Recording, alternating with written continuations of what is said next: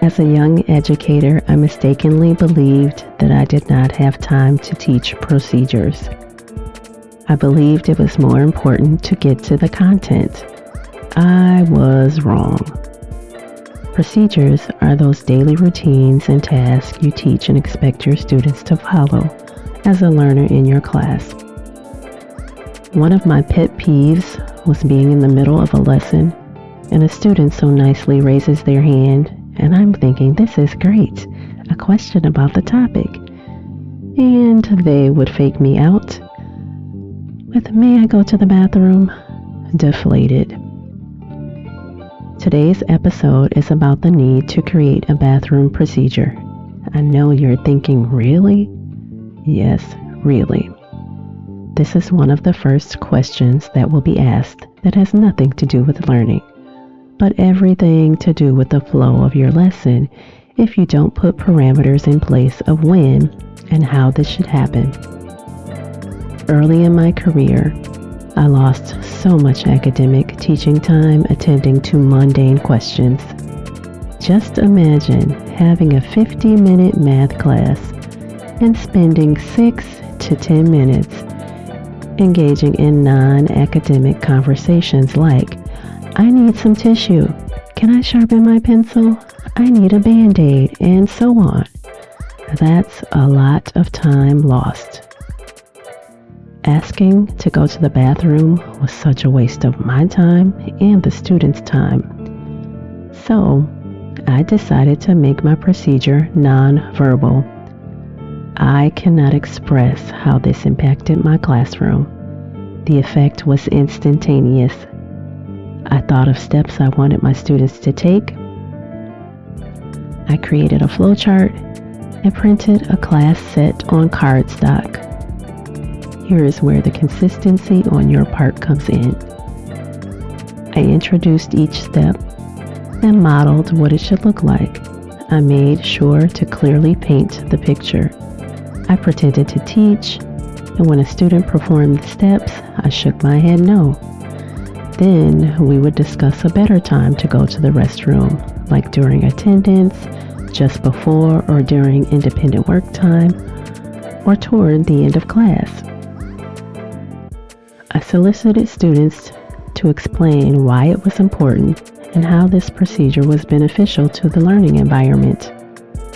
Their responses pointed out that the nonverbal procedure did not take away attention from the lesson, it was easy to perform, and it was not distracting to other students who were focused on work. They also added that it limited interruptions and it showed that the teacher trusted the students.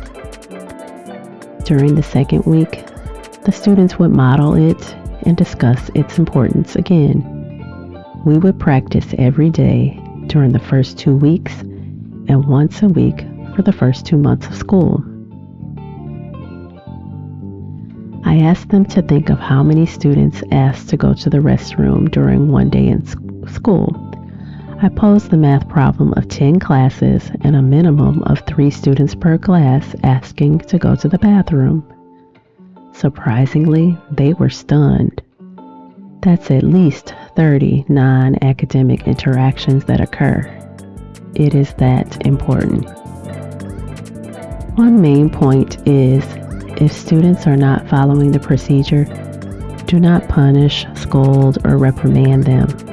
Procedures are not rules. The student just needs to practice, and more times than not, when you tell them you will use their recess, lunchtime, or after school to practice, they will usually fall right in line and figure it out. My second point is, I made my procedure nonverbal. I modeled that students should walk to the back of the room, pick up the pass, hold it up, and make eye contact with me. If I was teaching, I would nod no. If it was an appropriate time, I would nod yes. This saved my energy every day.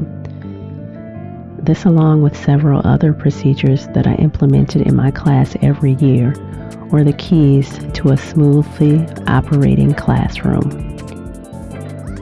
Later in my career, I included a bathroom log on a clipboard where my middle school students recorded their name, time left, and time returned, only because I had so many students to account for during the day.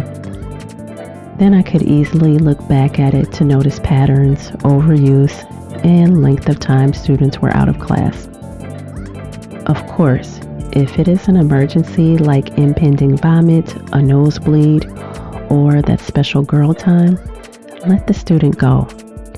When I trusted my students to choose when they needed this time, it was freedom for them and me. Try not to hold this over a student as if it is a privilege. It's not. More times than not, it's a necessity. Try not to hold it as a carrot, as a means to get work done. I have found that the opposite works with most children who really don't want to work. Allowing them to have this freedom just endears them to you. However, you will have to find other means to encourage them to work. Don't fight with the child about this. You will be able to determine who is trying to get out of class on purpose or who really needs this time. You will notice the